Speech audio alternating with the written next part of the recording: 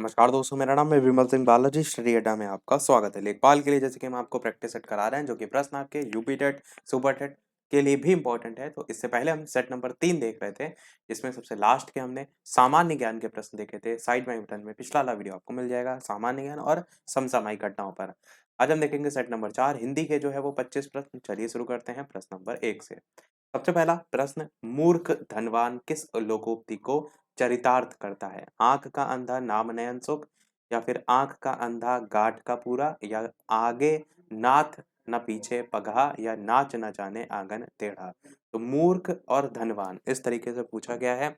बताइए इनमें से कौन सा जो है वो सही होगा।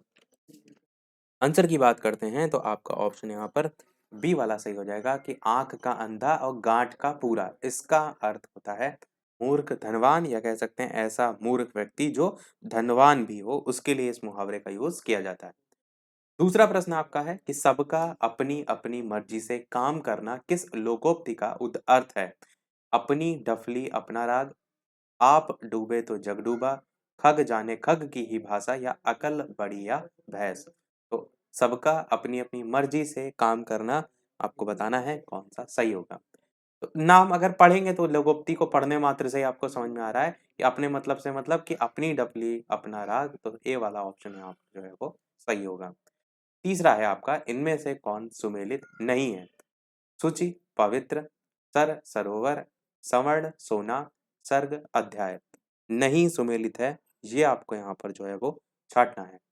तो यहाँ पर जो है अर्थ कह लीजिए या पर्यायवाची कह लीजिए वो दे रखे हैं, पर एक यहाँ पर गलत दे रखा है। जैसे सूची जो है इसका अर्थ क्या होता है? पवित्र होता है, शुद्ध होता है, साफ होता है, स्वच्छ होता है। तो अर्थ कह लीजिए या पर्यायवाची कह लीजिए, तो उसके यहाँ पर जो है ग्रुप दिए गए हैं। ऐसे सर का सरोवर होता है, बिल्कुल सही है। सवर्ण का सोना नहीं होता है, ये कि आपका गलत है। तो आंसर आपका यहाँ पर जो है वो सी वाला जो है वो सही होगा। सर्ग का अध्याय होता है, ये भी आपका सही है। तो ये सभी सही है, प्रश्न में आपसे नहीं पूछा गया था, तो सी वाला यहाँ पर जो है वो गलत है। चौथा और पांचवा जो है इसमें निम्नलिखित प्रत्येक वाक्य के नीचे 4 विकल्प दिए गए हैं। इनमें से एक विकल्प उक्त वाक्य का शुद्ध रूप आपको है, उसका आपको यहाँ पर चयन करना है। अपने हाथ से स्वयं काम करो, अपना काम स्वयं करो, अपनों से अपना काम करो, स्वयं से काम करो, हाथ से अपना काम करो। कौन सा इनमें से जो है वो शुद्ध है? आंसर की बात करते हैं इन चारों ऑप्शन में से, तो आपका अपना काम स्वयं करो ये वाला ऑप्शन आपका यहाँ पर सही हो जाएगा, क्योंकि शुद्ध आपको छांटना था। अपने हाथ से स्वयं काम करो, इसका जो है वो शुद्ध रूप आपका ए वाला होगा। अगला पांचवा है, हमारे नाक में दम हो गई है। इसका क्या सही होगा? हमारी नाक में दम हो गई है, या हमारे नाक में दम हो गया है, या नाक में दम हो गई है, या हमको नाक में दम कर दिया है। तो कौन सा इनमें से सही होगा? हमारे नाक में दम हो गई है, इसका आपको शुद्ध रूप जो है वो बताना है। आंसर की बात करते हैं तो हमको नाक में बिल्कुल गलत है, नाक में दम बिल्कुल गलत। हमारे नाक में दम हो गया है या हो गई है? तो हो गया है नहीं होता, हो गई है आपका ए वाला यहाँ पर भी जो है वो बिल्कुल सही है। छठा है आपका कि दो टूक कहना किस मुहावरे का अर्थ होता है? स्पष्ट करना, झगड़ा करना, टुकड़े करना, कविता लिखना। कई बार आपने जो मुहावरा है वो आपने न्यूज़ वगैरह में भी दो टूक वर्ड कहना करके सुना होगा। बताइए इसका एक्चुअल में अर्थ क्या होता है? आंसर की बात करते हैं तो आपका होता है स्पष्ट जो है वो बात। अब स्पष्ट बात को संदर्भ में आपका पहला ही है स्पष्ट करना, तो यही सही होगा, क्योंकि झगड़ा से तो लेना देना नहीं इसका। टुकड़े करना आपका है ही नहीं, कविता लिखना है नहीं, तो ए वाला ही यहाँ पर सही होगा। स्पष्ट करना कह लीजिए या स्पष्ट बात कह लीजिए, यही एक्चुअल में इसका अर्थ जो है वो होता है। अगला देखते हैं सातवां, इनमें से कौन सा शब्द जो है वो शुद्ध है? परिमाण, परिवार और रा में छोटी बड़ी इस तरीके से अलग अलग तरीके से 4 शब्द लिखे गए हैं। आपको यहाँ पर शुद्ध जो है वो छांटना है। अगर आपको एक्चुअल में अर्थ पता है तो आप आसानी से जो है वो इसका जो सही है वो छांट लेंगे। आंसर की बात करते हैं सी वाला, परिमाण यहाँ पर सही होगा। इसका अर्थ होता है कोई नाप या कोई तौल, इसके संदर्भ में हम यूज करते हैं। उसकी दृष्टि से आप कह सकते हैं वस्तु की लंबाई हो गया, या सीधे आप नाप तौल याद रखिए, उससे भी ज्यादा आसान होगा। आठवां प्रश्न, जिसकी चिंता ना की जा सके उसके लिए एक शब्द जो है वो कौन सा होता है? 4 ऑप्शन है, अनचिंत्य, चिंतनशील, चिंतामणि, चैतन्य। जिसकी चिंता ना की जा सके। बताइए कौन सा इनमें से सही होगा। आंसर की बात करते हैं तो आपका पहला ही ऑप्शन यहाँ पर अचिंतन का ए वाला ऑप्शन जो है, अचिंत्य जो है ये सही होगा। यहाँ पर जैसे कि ऊपर बिंदी लगी हुई है, इसी को ऐसे भी लिखा जाता है कि ना, इसी में जो बिंदी है ये ना के रूप में आ जाए, कुछ इस तरीके से। आ, चा, चा में छोटी की मात्रा, फिर आधीना, फिर आधीता और फिर या, इस तरीके से भी आता है। ए वाला यहाँ पर जो है वो सही होगा। नवा है प्राकृतिक शब्द का विलोम आपको बताना है। नैसर्गिक, कृत्रिम, बनावटी, स्वर्गिक। बताइए इनमें से प्राकृतिक का जो है वो विलोम क्या होगा। आंसर की बात कर लेते हैं इन चार ऑप्शन में से। तो प्राकृतिक होता है नेचुरल, और जो मानव निर्मित होता है उसे हम कहते हैं कृत्रिम। तो बी वाला यहाँ पर जो है आपका बिल्कुल सही होगा। नैसर्गिक, बनावटी, स्वर्गिक ये सभी नहीं होंगे। 10वां, इनमें से कौन सा शब्द जो है वो पुल्लिंग है। मणि, चांदी, झील, मोती। तो मैंने आपको तरीका भी बताया है इससे पहले के जितने भी कराए हैं, कैसे आप पहचान सकते हैं। सेंटेंस खुद से जो भी शब्द आया हो उसी से बनाने की कोशिश कीजिए, आप आसानी से जो है वो पहुंच सकते हैं।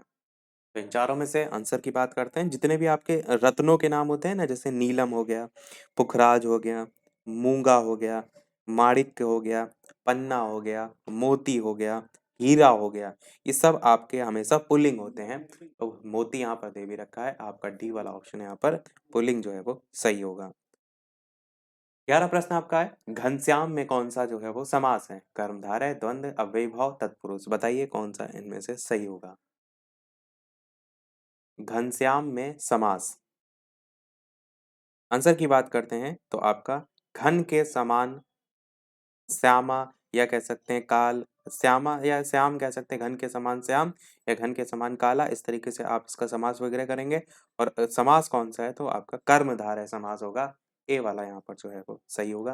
तो आपका यहाँ पर ए वाला ऑप्शन कर्मधारय समास सही होगा। अगला देखते हैं आपका 12 प्रश्न, भवन का सही आपको संधि विच्छेद बताना है, क्या होगा। भव प्लस अन, भू प्लस अन, भव प्लस ना, भा प्लस वन, इस तरीके से चार ऑप्शन जो है वो दे रखे हैं। बताइए इनमें से कौन सा सही हो गया। आंसर की बात करते हैं इन चार ऑप्शन में से तो आपका भव प्लस अन, भवन का क्या होता है, ए वाला ऑप्शन यहाँ पर सही होगा। तो ये आपका भव प्लस अन यहाँ पर जो है वो सही हो जाएगा। अच्छा, आपसे यहाँ पर पूछी जाए कौन सी संधि होगी, तो बताइए कौन सी संधि होगी। यहाँ पर ओ है भवन में, अगर आप अलग अलग करेंगे तो भो प्लस अन होगा ना, तो भो में यहाँ पर क्या होगा, ओ होगा, अन में आ होगा, ओ और आ मिलकर क्या बना रहा है, अव और आ बना रहा है। तो अव किस में आता है, अयादि संधि में आता है। अगर यहाँ से आपसे ये पूछ लिया जाता कि कौन सी संधि है तो अयादि संधि है। अगला देखते हैं आपका प्रश्न नंबर 13, इनमें से कौन पुत्री का पर्यायवाची नहीं है, आपको बताना है। नंदिनी, दुहिता, तनुजा, दारा। चार ऑप्शन है, बताइए कौन सा पुत्री का पर्यायवाची नहीं है। साथ ही साथ वीडियो पसंद आए तो लाइक अवश्य करते रहिएगा, मुझे भी मोटिवेशन मिलता है आपके एक लाइक से, शेयर से। तो लाइक और शेयर करते रहिएगा। बताइए कौन सा इनमें से सही होगा। पुत्री का पर्यायवाची देखिए नंदिनी होता है, आपको याद होना चाहिए। तनुजा बहुत ज्यादा पूछा जाता है, ये आपको अवश्य से याद होना चाहिए। दुहिता भी होता है, परंतु दारा नहीं होता है। तो आंसर आपका यहाँ पर जो है वो दारा जो है वो सही होगा। दारा जो है ये पुत्री का पर्यायवाची जो है वो नहीं है, प्रश्न में नहीं जो है वो आपसे पूछा गया था। इसके अलावा आपका सुता जो है वो भी होता है, तनुजा से मिलता जुलता है तनया, वो भी होता है, पुत्री का बेटी भी होता है, और आपका नंदिनी तो दे रखा है, लड़की भी होता है। इस तरीके से आपको याद होने चाहिए। 14 प्रश्न आपका है, जब कोई बोली या भाषा व्याकरणिक ढांचे में ढलकर व्यवस्थित रूप ग्रहण कर लेती है तो उसे क्या कहते हैं। क्षेत्रीय भाषा, परिनिष्ठित भाषा, राजभाषा या राष्ट्रभाषा। बताइए कौन सा इनमें से सही होगा। आंसर की बात करते हैं इन चार ऑप्शन में से, तो इसे हम परिनिष्ठित भाषा जो है, बी वाला ऑप्शन यहाँ पर सही होगा। इसे हम क्या कहते हैं, परिनिष्ठित भाषा जो है वो कहते हैं। 15 प्रश्न इनमें से कौन पूर्वी हिंदी जो है उसकी बोली आपसे पूछा गया है जो है वो नहीं है। अवधी, कन्नौजी, बघेली, छत्तीसगढ़ी। बताइए इनमें से कौन सा जो है वो सही होगा। आपको बताना है इनमें से कौन पूर्वी हिंदी की बोली जो है वो नहीं है। आंसर की बात करते हैं तो आपका इनमें से कन्नौजी जो है वो सही हो जाएगा। और आपको ये भी याद रखना है, पूर्वी हिंदी की तीन बोलियां होती है, अवधी, बघेली और छत्तीसगढ़ी, जो कि यहाँ पर तीनों ऑप्शन दे रखे हैं। ये तीनों आपको याद रखने हैं। पूर्वी हिंदी जो है उसमें आती है, और ये जो बोली है वो अर्धमागधी अपभ्रंश जो है उससे विकसित हुई है, वो भी आप याद रख सकते हैं। अगला प्रश्न है, मोहन उठकर बाहर आओ फूल से फूल लेकर फूल ले आओ इस वाक्य में बाहर किस प्रकार का शब्द है? संज्ञा है, विशेषण है, अव्यय है, क्रिया विशेषण है, कौन सा इनमें से सही होगा? आपको बताना है मोहन उठकर बाहर आओ फूल ले आओ में बाहर आपको बताना है ये किस प्रकार का शब्द है? संज्ञा, विशेषण, अव्यय, क्रिया विशेषण। आंसर की बात करते हैं तो आपका ये अव्यय है, अव्यय। सी वाला आपका ऑप्शन यहाँ पर जो है वो सही होगा। अव्यय होते क्या है? वह शब्द जिनके रूप में वचन, लिंग आदि के कारण कोई विकार नहीं होता उन्हें कहते हैं अव्यय। अगला है आपका 17, धरित्री का तद्भव रूप जो है वो क्या होगा? धरती, भूमि, धराधर। बताइए कौन सा इनमें से जो है वो सही होगा? धरित्री का तद्भव रूप जो है वो क्या होगा?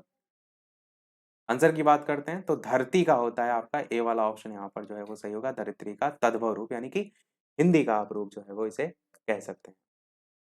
18 इनमें से कौन सा शब्द संज्ञा का उदाहरण आपसे पूछा गया है? नहीं है, शिक्षक, सोना, अच्छा, किताब। बताइए कौन सा इनमें से जो है वो सही होगा?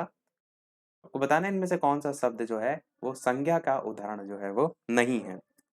शिक्षक, सोना, अच्छा, किताब। आंसर की बात करते हैं तो आपका अच्छा यहाँ पर जो है ये शब्द जो है संज्ञा का उदाहरण नहीं है। अच्छा हो गया, बुरा हो गया, ये सब विशेषता के संदर्भ में आते हैं। बाकी शिक्षक, सोना, किताब ये शब्द जो है संज्ञा के उदाहरण है।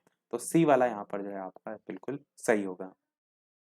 19 प्रश्न आपका है, तुलनात्मक विशेषण की दृष्टि से कौन उत्तमावस्था में नहीं है?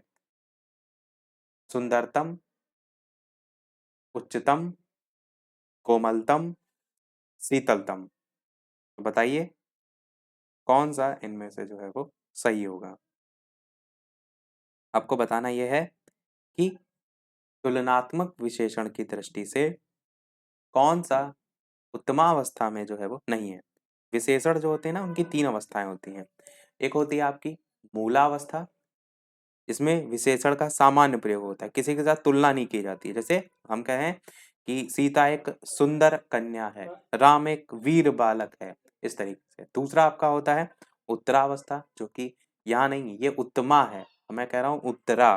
तो जब दो वस्तुएं या व्यक्तियों की तुलना की जाए तो वो आपका होता है, या ये भी आप कह सकते हैं किसी में न्यूनता एक की बताई जाए, एक की अधिकता बताई जाए, तो वो उत्तरावस्था होती है। जैसे राम श्याम से अधिक वीर है, सीता गीता से अधिक सुंदर है, इस तरीके से। तीसरा आपका होता है उत्तमा अवस्था। यहाँ पर क्या होता है, दो से अधिक वस्तुओं या व्यक्तियों की तुलना की जाती है, जिसमें एक की दूसरी सब वस्तुओं या व्यक्तियों से या तो न्यूनता बताई जाएगी या तो अधिकता बताई जाएगी। जैसे राम सबसे वीर है, सीता सबसे सुंदर है, इस तरीके से कक्षा में सबसे सुंदर है, इस तरीके से आपका ये उत्तमावस्था है। प्रश्न में तुलनात्मक विशेषण की दृष्टि से कौन सा उत्तमावस्था में नहीं है, आंसर की बात करते हैं तो शीतलतम आपका यहाँ पर जो है सही हो जाएगा। बाकी सुंदरतम भी है, उच्चतम भी है, कोमलतम भी है, ये सभी उत्तमावस्था के हैं। 20 है, ऊ का उच्चारण स्थान क्या होगा? कंठ, तालु, ओष्ठ, दंत। बताइए कौन सा सही होगा? ऊ का उच्चारण स्थान जो है वो क्या होता है? या तो आप संस्कृत का सूत्र याद करें या डायरेक्ट ही आप याद रख सकते हैं। तो आपका ऊ का उच्चारण स्थान होता है या सूत्र होता है ऊपू पद्मानिया नाम ओष्ठो। तो ऊ जो है आपका ओष्ठ से उच्चारण में जो है आएगा सी वाला। ऊपू पद्मिया नाम का मतलब होता है जो ऊ है वो भी इसमें आता है। पू मतलब पा वर्ग, पा फा बा भा इसमें आता है, माँ इसमें आता है, और ये सभी उच्चारण किस में आते हैं? तो ओष्ठ में आते हैं। तो इस तरीके से आप अगर सूत्र याद किए हैं संस्कृत के तो आसानी से याद रख सकते हैं। बाकी और भी तरीके होते हैं जो हमने बताए हैं आपको, उस तरीके से भी याद रख सकते हैं। केटीएम डीओ वाला जो तरीका होता है। 21 प्रश्न है, ऋण जल धन जल किसका रिपोर्टाज है? पणीश्वर नाथ रेणु का, शिव प्रसाद सिंह का, शिव पूजन सहाय का, या राम वृक्ष बेनीपुरी का। बताइए कौन सा इनमें से जो है वो सही होगा? ऋण जल धन जल किसका रिपोर्टाज है? आंसर की बात करते हैं इन चारों ऑप्शन में से तो आपका ऑप्शन यहाँ पर पणीश्वर नाथ रेणु जो है आपका सही होगा। 1977 का समय भी आप याद रख सकते हैं। ये जो है इनका जो है वो रिपोर्टाज है। 22 प्रश्न आपका है, कौन सी रचना रेणु जो है उनकी नहीं है? मैला आंचल, परती, परिकथा, पलटू बाबू रोड, देहाती दुनिया। कौन सा इनमें से जो है वो सही होगा? आपको बताना है कौन सी रचना जो है वो रेणु जो है उनकी नहीं है, फणीश्वर नाथ रेणु की नहीं है। आंसर की बात करते हैं इन चार ऑप्शन में से तो आपका देहाती दुनिया जो है सही होगा। देहाती दुनिया जो है ये शिव पूजन सहाय जो है उनकी जो है वो रचना है। तो ये आपकी रेणु की रचना नहीं है। अगला इनमें से कौन सुमेलित है आपको बताना है। निर्मल वर्मा, अंतिम अरण्य, कमलेश्वर, ट्रेन टू पाकिस्तान, नागार्जुन, देहाती दुनिया और प्रेमचंद तितली। तो आपको बताना है कौन सा सही सुमेलित है। दो ऑप्शन तो आप डायरेक्ट ही काट सकते हैं। एक तो तितली वाली जो कि जयशंकर प्रसाद जी की है, काफी बार हम ट्रिक से बता चुके हैं। नागार्जुन, देहाती दुनिया हमने ऊपर ही बता दी है, शिवभोजन सहाय की है। तो ये दो ऑप्शन यहाँ से कट जाएंगे। अब ए और बी में आपको छांटना है कौन सा सही सुमेलित है। आंसर की बात करते हैं इन दोनों में से, तो ए वाला ही सही है। निर्मल वर्मा, अंतिम अरण्य जो है इनकी रचना है, यही आपका सही होगा। सेकंड लास्ट प्रश्न है आपका इस वीडियो का, कौन सही सुमेलित नहीं है आपको यहाँ पर छांटना है। प्रेमचंद, सदगति, रेणु रसप्रिया, अमरकांत, जिंदगी और जोक, मोहन राकेश, कोसी जो है उसका घटवार। कौन सा इनमें से जो है आपको बताना है कि सुमेलित नहीं है। आंसर की बात करते हैं तो आपका मोहन राकेश कोसी का घटवार ये आपका सही सुमेलित नहीं है। ये जो है शेखर जोशी जो है उनकी रचना है और 1958 में रचित थी। ये वाला यहाँ पर सही नहीं है, बाकी सही है, उनको भी देख लीजिएगा। प्रेमचंद, सदगति, रेणु रसप्रिया, अमरकांत, जिंदगी और जोक। अगला और इस वीडियो का लास्ट प्रश्न देखते हैं। इसके बाद एक प्रश्न हम आपसे भी पूछेंगे, जैसे कि सभी वीडियो में हम आपसे एक न एक प्रश्न पूछते हैं। लास्ट प्रश्न है इस वीडियो का, सा जो है उसके उच्चारण में जीवा जो है वो किस अंग का स्पर्श जो है वो करती है।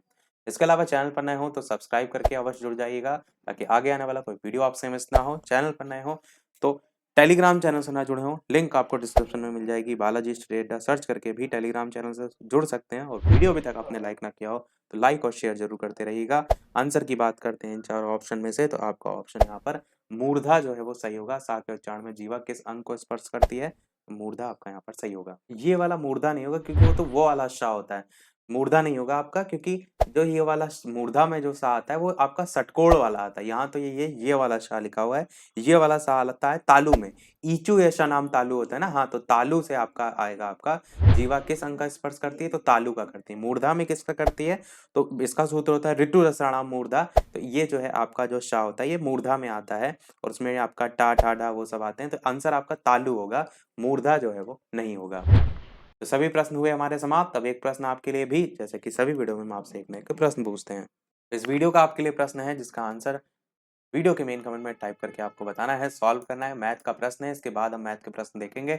900 और 1000 के बीच आने वाली वह संख्या ज्ञात करनी है आपको, जिसे फिर 38 और 57 से विभाजित किए जाने पर प्रत्येक मामले में 23 आपको बताना है शेषफल रहता है।